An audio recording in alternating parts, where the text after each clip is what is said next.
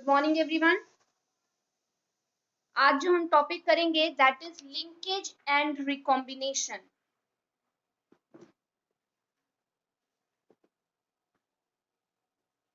कल वाला टॉपिक अगर तुम्हें समझ में आया हो, क्रोमोसोमल बेसिस ऑफ इनहेरिटेंस, उसमें मैंने बताया था कि किस तरह से क्रोमोसोम्स के पैटर्न और जीन्स को कंपेयर किया गया आपस में, एंड देन उसके बेसिस पर इन्होंने कुछ एक्सपेरिमेंट्स किए थे। तो मॉर्गन एक साइंटिस्ट था जिसने एक्सपेरिमेंट किया था ड्रोसोफिला मेलानोगास्टर के ऊपर। ड्रोसोफिला पर उसने एक्सपेरिमेंट किया था। तो मैंने उसने बताया था कि व्हाई ही चूजेस ड्रोसोफिला, तो वो रीजंस तुम लोगों को पता होने चाहिए। तो लिंकेज एंड रिकॉम्बिनेशन के बारे में भी मॉर्गन ने ही आगे एक्सप्लेन किया था। उसने क्या किया था, ड्रोसोफिला के ऊपर बहुत सारे ड्राई हाइब्रिड प्रोसेस उसने करके देखे। ड्राई हाइब्रिड प्रोसेस किए इसके ऊपर, ड्रोसोफिला के ऊपर। तो उसने बहुत सारे जीन्स को स्टडी किया जो कि बेसिकली सेक्स लिंक्ड थे। उसने ऐसे जीन्स स्टडी किए ड्रोसोफिला में जो कि क्या थे, हमारे सेक्स लिंक थे। ये जो उसने क्रॉसेस किए ये सिमिलर थे मेंडल की क्रॉस से, जिसमें हमारी डाइहाइब्रिड क्रॉस में, जिसमें हमारी रेशियो 9:3:3:1 आ रही थी, जो मेंडल ने हमारा क्रॉस किया था डाइहाइब्रिड क्रॉस, ये उसके जैसे सिमिलर थे। बट इसके जो F2 result, this is F2 result, F2 result में बहुत सारी वेरिएशंस देखने को मिली थी। उसने मॉर्गन ने क्रॉस किया yellow body white eyed female, yellow body white eye, ये क्या है, फीमेल। इसका उसने क्रॉस किया brown body red eye male. Brown क्या है, body, and red eye male. Mendel ने ड्रोसोफिला में क्रॉस किया, मेल जो लिया वो था brown body and red eye, female जो लिया yellow body and white eye. जब उसने इनको इंटरक्रॉस किया तो इनकी जो भी प्रोजेनी आई, तो उसने यही देखा, इसको जब उसने क्रॉस किया तो इनकी जो प्रोजेनी आई, तो ही फाइंड आउट कि जो जीन्स हमारे ये थे, जो भी पेरेंट की कॉम्बिनेशन में है, या फादर की कॉम्बिनेशन में है, या मेल के जो भी मेल या फीमेल दोनों कॉम्बिनेशन में जैसे जीन्स हैं, प्रोजेनी में वो एज इट इज ही आगे ट्रांसफर हुए। They did not segregate. Genes जो है उन्होंने सेग्रीगेशन शो नहीं की। मेंडल ने यही कहा था जब हमने ये वाला क्रॉस किया था, कलर एंड शेप का, राउंड एंड येलो का, हमने जब रिंकल्ड एंड ग्रीन के साथ जब हमने क्रॉस किया था, तो हमारा जो रिजल्ट आया था F2 में, जब रिजल्ट आया था, दैट रिजल्ट वाज, जीन्स जो हैं वो सेग्रीगेट कर गए थे। पेरेंटल कॉम्बिनेशन भी आ रहे थे हमारे, नॉन पेरेंटल कॉम्बिनेशन भी हमारे आए थे।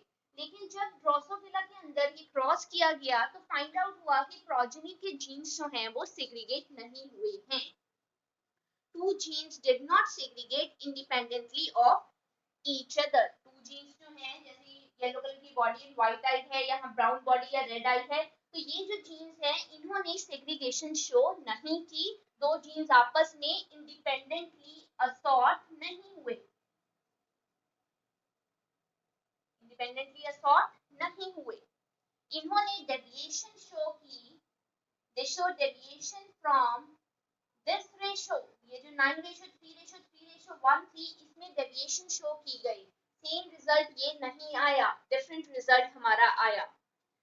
सो एक्सपेक्टेड जो दो जीन्स थे वो आपस में इंडिपेंडेंट नहीं थे। दो जीन्स जो ड्रोसोफिला में थे, ये फाइंड आउट किया गया, they were not independent on independent, they were dependent on each other. मतलब जो पेरेंट की कॉम्बिनेशन है वही आगे पास होगा, नॉन पेरेंटल वाला कॉम्बिनेशन हमारा पास नहीं हो रहा था।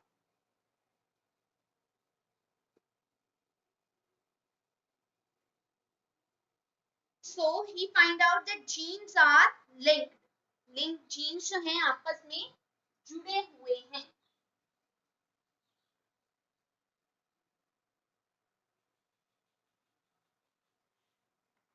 सो मॉर्गन और उसके ग्रुप जानते थे कि जीन्स जो है, ये जानते थे कि जीन्स जो है वो किसके ऊपर लोकेटेड होते हैं, एक्स क्रोमोसोम्स के ऊपर। मैंने पहले ही कहा ये जो इन्होंने स्टडी की this were on sex linked chromosomes, sex linked chromosomes के ऊपर ये स्टडी की गई। तो जीन्स जो है वो एक्स क्रोमोसोम्स के ऊपर लोकेटेड हुए होते हैं।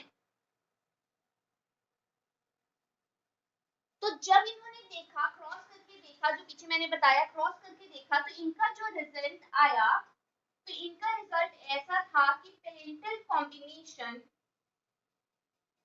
was much higher than non-parental combination। जो हमारे पेरेंट के कॉम्बिनेशन थे वो बहुत ज्यादा हाई थे as compare to the non parental combination in F2 generation. F2 generation में पेरेंटल कॉम्बिनेशन ज्यादा आए और नॉन पेरेंटल कॉम्बिनेशन हमारे बहुत आए। तो ये जो रिजल्ट आया, पेरेंटल कॉम्बिनेशन हमारे ज्यादा आ रहे हैं, तो मॉर्गन ने क्या कहा, this is due to the linkage. ये किसकी वजह से होते हैं, लिंकेज की वजह से होते हैं। लिंकेज क्या करती है, दो जीन्स को आपस में जोड़ के रखती है। दो जीन्स जो सेम क्रोमोसोम के ऊपर प्रेजेंट हैं, two genes which are present on same chromosome, they did not show any type of independent assortment, any type of segregation, they are linked to each other, hence cannot separate out and goes as it is in the parent। जैसे parent में थे वैसे ही आगे वो पास हुए, वो new combination उन्होंने बहुत कम शो किया। So this was due to the linkage. किसकी वजह से है, हमारा लिंकेज की वजह से होता है। लिंकेज क्या होती है, physical association of a genes on a chromosome. What is linkage, physical association of a gene on a chromosome. एक क्रोमोसोम के ऊपर जीन्स की फिजिकल एसोसिएशन, जैसे ये क्रोमोसोम है हमारा, इसके ऊपर जैसे जीन यहाँ प्रेजेंट है, तो ये इतने ज्यादा क्लोज आपस में प्रेजेंट होंगे, hence cannot separate out and they show linkage। Linkage show करते हैं ये हमारे। ये तो हमने रीजन बता दिया लिंकेज लिंकेज की वजह से हमारे आए पेरेंटल कॉम्बिनेशन। बट मैंने यहाँ पे क्या लिखा है, parental combinations are much higher than non parental combination. It means हमारे कुछ नॉन पेरेंटल कॉम्बिनेशन भी आएंगे। हमारा सारा का सारा 100% रिजल्ट हमारा पेरेंटल नहीं आएगा, some of the result will be non parental also. तो लिंकेज की वजह से तो हमारे पेरेंटल कॉम्बिनेशन आ गए। अब ये नॉन पेरेंटल कॉम्बिनेशन किस रीजन की वजह से आए, तो नॉन पेरेंटल जो आए हमारे, that is due to the recombination. जिस टाइम पर जीन्स क्रोमोसोम में प्रेजेंट होते हैं उनमें सेल डिवीजन होती है। जो हमारे क्रोमोसोम्स होते हैं वो क्या करते हैं, वो क्रॉसिंग ओवर शो करते हैं। You know this, crossing over होती है जीन्स के बीच में, एक्स शेप स्ट्रक्चर हमारा बनता है। इस तरह से दो क्रोमोसोम्स के बीच में हमारा प्लाज्माटा फॉर्मेशन होती है। तो जीन्स जो है वो कुछ जीन्स आपस में क्रॉसिंग ओवर शो कर देते हैं, जिसकी वजह से जीन्स पहले क्रॉसिंग ओवर करेंगे, देन वो यहाँ से कट होंगे और दोबारा से ज्वाइन करेंगे। तो this show a property known as recombination, जिसकी वजह से हमारे नॉन पेरेंटल कॉम्बिनेशंस आते हैं। सो नॉन पेरेंटल कॉम्बिनेशन किसकी वजह से, रिकॉम्बिनेशन की वजह से। Generation of non parental gene combination due to the recombination. इसके अलावा रिकॉम्बिनेशन के अलावा मॉर्गन ने एक और चीज कही कि जब जीन्स जो हैं सेम क्रोमोसोम के ऊपर प्रेजेंट होते हैं, when genes are present on same chromosome, some genes are tightly linked, some genes are tightly linked और some are loosely linked। कुछ होते हैं जो बहुत ही ज्यादा टाइटली लिंक होते हैं और कुछ होते हैं हमारे जो बहुत ही ज्यादा हमारे लूजली लिंक्ड होते हैं। तो जो तो टाइटली लिंक होंगे वो much much higher parental combination देंगे, बिकॉज उनको सेपरेट करना बहुत बहुत ही ज्यादा मुश्किल हो जाएगा, तो सेपरेशन बहुत कम होगी, इसलिए पेरेंटल कॉम्बिनेशन बहुत ही ज्यादा आएंगे। बट जो लूजली लिंक्ड होते हैं they can be separate out, तो पेरेंटल कॉम्बिनेशन आएंगे तो सही, but as compare to tightly linked genes parental combination कुछ लेस आएंगे, नॉन पेरेंटल से ज्यादा आएंगे। One thing to you should to be remembered कि नॉन पेरेंटल से पेरेंटल कॉम्बिनेशन यहाँ भी ज्यादा आएंगे, पेरेंटल कॉम्बिनेशन यहाँ भी ज्यादा आएंगे।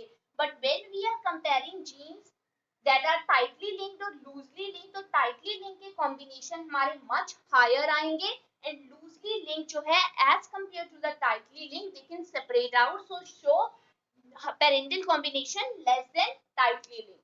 बट दोनों में parental combination will be higher than the non-parental combination. So some genes can be tightly linked, some genes can be loosely linked. So तुम्हारी बुक में एक फिगर दिखाई गई होगी इनके क्रॉस की, तो उनमें तुम्हें दिखाया गया है दो फिगर्स होंगी। एक का रिजल्ट तो तुम्हारा आया होगा जब उन्होंने क्रॉस किया, genes white and yellow were tightly linked and show only 1.3% of recombination. Here you can see in the book, यहाँ पे क्रॉस ए देखेंगे। सबसे पहले क्रॉस ए में देखो yellow white and wild type का क्रॉस किया, F1 में हमारे wild type and yellow white ही कॉम्बिनेशन आ रहे हैं। F2 में देखो parental combinations are 98.7% and non parental और रिकॉम्बिनेंट्स आर 1.3%। तो 98.7% हमारे क्या आ रहे हैं parental combination, it means they are showing linkage की वजह से, और लिंकेज भी कैसी है टाइटली लिंक्ड लिंकेज है, जिसकी वजह से रिकॉम्बिनेंट हमारे बहुत लेस आ रहे हैं एंड हमारे पेरेंटल कॉम्बिनेशन बहुत ज्यादा आ रहे हैं। You can see in the figure wild type yellow white F2 में ज्यादा है एज कंपेयर टू अकेला व्हाइट आ रहा है या अकेला येलो आ रहा है, उससे ज्यादा हमारे 98.7% हमारा जो रिजल्ट आएगा when you will do the cross, तो 98.7% जो रिजल्ट आएगा that will be of parental type and it is showing हमारे linkage. As compare to the cross B देखेंगे तो वहां पर व्हाइट मिनिएचर का जब वाइल्ड टाइप के साथ हम क्रॉस कर रहे हैं, तो हमारे देखो गेमीट्स जो F2 में बनकर आ रही है पेरेंटल आ रही है 62.8% एंड रिकॉम्बिनेंट आ रही है 37.2%। हमारे दो टाइप के रिजल्ट आए, एक क्रॉस में हमारे आए 98.7% पेरेंटल एंड 1.3% रिकॉम्बिनेंट रिजल्ट आए, तो दे आर शोइंग लिंकेज। दूसरी साइड हमारा जो रिजल्ट आया वो रिजल्ट हमारा कैसा आया, उसमें 62.8% आए हमारे पेरेंटल एंड 37.2% हमारे आए रिकॉम्बिनेंट। तो हियर यू कैन सी यहाँ पर क्या आ रही है कंप्लीट लिंकेज, हम वर्ड यूज कर सकते हैं कंप्लीट लिंकेज और टाइटली लिंक्ड है ये, और यहाँ पर हम यूज कर सकते हैं इनकम्प्लीट लिंकेज हुई है या फिर हमारी लूजली लिंक्ड जीन्स से लूजली लिंकेज हुई है हमारी। तो these are the results of हमारे लिंकेज एंड रिकॉम्बिनेशन के फ्रॉम मॉर्गन्स रिजल्ट। अब तुमसे इसमें क्वेश्चन पूछा जा सकता है हु वाज द साइंटिस्ट जिसने डेविएशन शो की थी फ्रॉम हमारे मेंडल के रिजल्ट से, दैट वाज 9:3:3:1 से, तो तुम्हें आंसर पता होना चाहिए मॉर्गन वाज द साइंटिस्ट। तो किसके ऊपर स्टडी हुई, ड्रोसोफिला के ऊपर। किन कैरेक्टर्स को स्टडी किया, एक्स लिंक कैरेक्टर्स थे, और तुम्हें वो नाम याद करने हैं व्हाइट मिनिएचर का किसके साथ उन्होंने क्रॉस करके दिखाया, एंड देन उसके बाद में ये रिजल्ट किसकी वजह से आए, तो ये रिजल्ट आए हमारे लिंकेज की वजह से। फिर उसके बाद में question what is linkage, type of linkage, recombination क्या होता है हमारा, एंड अगर तुमसे पूछा जाए अगर कि हमारे लिंकेज की वजह से 98.7 या 62.8 जितना भी हमारा रिजल्ट आ रहा है, तो रिकॉम्बिनेंट्स क्यों बनकर आ रहे हैं, रिकॉम्बिनेंट्स बनकर आ रहे हैं ड्यू टू क्रॉसिंग ओवर और ड्यू टू रिकॉम्बिनेशन। तो तुम्हें ये चीजें हमेशा याद रखनी है और ये रिजल्ट तुम्हें याद रखना है। यू हैव टू एक्सप्लेन, तुम्हें ये क्रॉस करके नहीं इसका दिखाना होता है, बेसिकली तुम्हें just right in your words explain करना होता है, तो तुम्हें ये याद करना होगा और तुम्हें वो लिखना होगा अपने आंसर में। तो ये हमारा यहाँ पर लिंकेज एंड रिकॉम्बिनेशन का टॉपिक फिनिश होता है. Now we will discuss next topic that is polygenic inheritance. What is the next topic? I hope तुम लोगों को ये समझ में आ गया हो. It is not that much tough. Polygenic inheritance.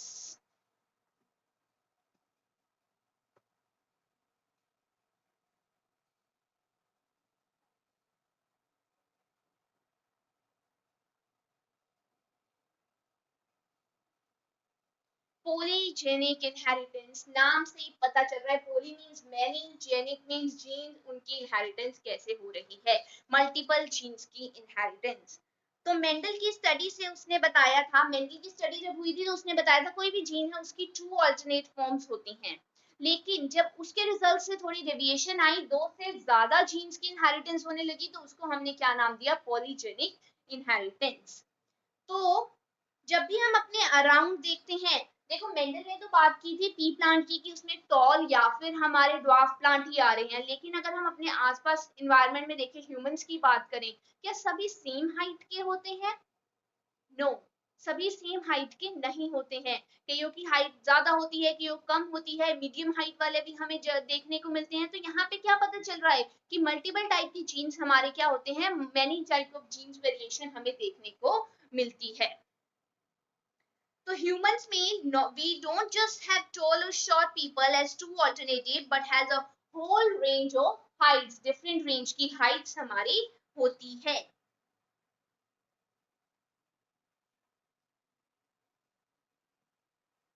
Traits that are controlled by two or more genes. Polygenic inheritance क्या होती है, हमारे ट्रेट्स जो कि कंट्रोल होते हैं टू और मोर टाइप ऑफ जीन से, उनको हम बोलते हैं polygenic traits, and the type of inheritance is called as polygenic inheritance. Type of inheritance को हम बोलेंगे polygenic inheritance. ट्रेट्स जो कंट्रोल होते हैं 2 या उससे ज्यादा जीन से.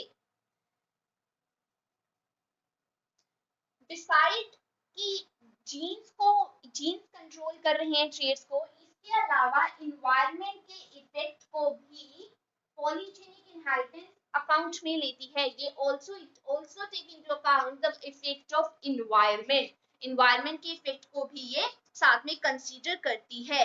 अनदर एग्जांपल, हम ह्यूमन कलर की बात करेंगे. तो हमें ह्यूमन कलर में बहुत सारी वेरिएशन देखने को मिल सकती है. हमें डार्क दिख सकता है, हमें व्हाइट दिख सकता है, या फिर हमें मेलानिक कलर दिख सकता है, हमें थोड़ा सा येलोइश कलर भी स्किन का कई लोगों का नजर आ सकता है. तो ह्यूमन कलर में हमें बहुत सारी वेरिएशंस देखने को मिलती है. तो इसमें वो कंट्रीब्यूशन ऑफ एलील्स होता है. This show an another property, additive property. Contribution of alleles हमारा होता है, दो ये ज्यादा अलील मिलकर हमारे क्या करते हैं, इफेक्ट शो करते हैं. और effect of each Aleel is additive. सभी जीन्स का एलील्स का रिजल्ट ऐड होता है, एडिटिव रिजल्ट. दे शो एडिटिव रिजल्ट.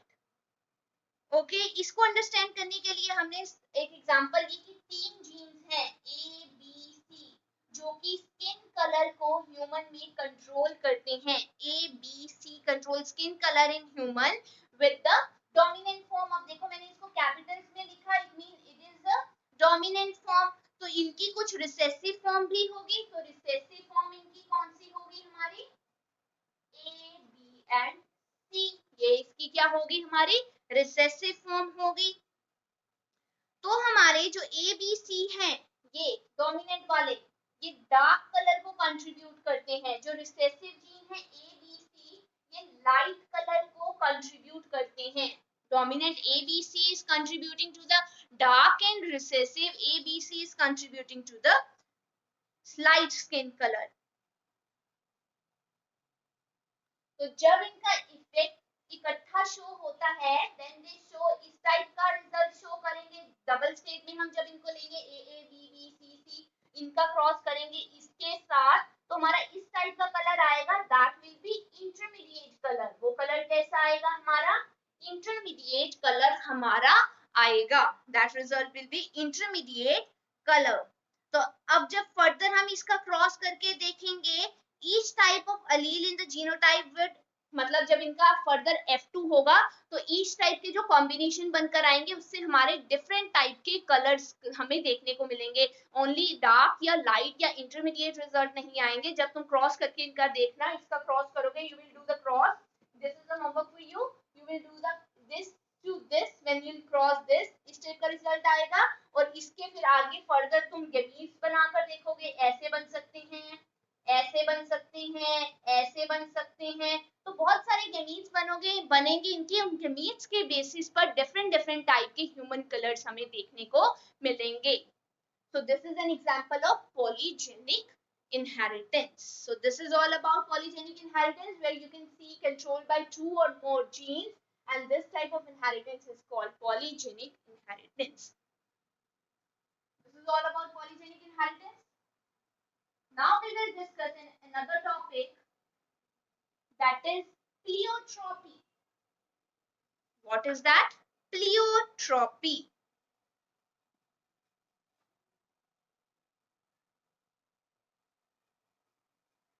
प्लियोट्रॉपी। अब प्लियोट्रॉपी में क्या होता है, हमने एक जीन का इफेक्ट तो देख लिया कि एक सिंगल फिनोटाइप या ट्रेट के ऊपर, देयर आर बहुत सारे single gene can exhibit multiple expression, single gene can exhibit multiple expression, single gene बहुत सारे एक्सप्रेशंस शो करता है, and that expressions are phenotypic expression. वो एक्सप्रेशंस कैसे होंगे हमारे? Phenotypic expressions.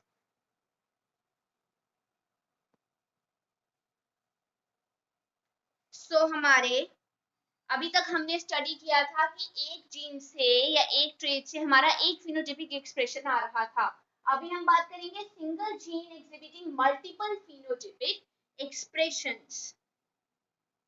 ऐसे जीन्स को हम क्या बोलते हैं? इस टाइप के जीन्स को हम बोलते हैं प्लियोट्रॉपिक जीन्स। इस टाइप के जीन्स को क्या बोला जाता है? Pleiotropic genes. और इस मैकेनिज्म को क्या बोलेंगे हम? प्लियोट्रॉपी। तो इस केस में क्या होता है, एक जीन के इफेक्ट को मल्टीपल मेटाबॉलिक पाथवेज कंट्रोल कर रहे हैं। जब हमारे एक पाथवे से ही रिजल्ट आता है तो एक टाइप का रिजल्ट आएगा। जब multiple pathways are getting involve तो वो एक फिनोटाइप की जगह बहुत सारे फिनोटाइपिक एक्सप्रेशन देने में हमारे हेल्प करते हैं। So effect of gene on metabolic pathway which contribute toward different phenotypes, या हम बोल सकते हैं कि एक ऐसा पाथवे जीन्स फॉलो करेंगे जिसकी वजह से हमें डिफरेंट टाइप के फिनोटाइपिक एक्सप्रेशंस देखने को मिलेंगे। जीन्स जो हैं वो ऐसा मेटाबॉलिक पाथवे चूज करेंगे, ऐसा मेटाबॉलिक पाथवे चूज करेंगे जिससे डिफरेंट एक्सप्रेशंस हमें देखने को मिलेंगे, डिफरेंट टाइप के एक्सप्रेशंस हमें देखने को मिलेंगे। एग्जांपल इसकी आएगी, एक डिसीज है जिसका नाम है फिनाइलकीटोनुरिया।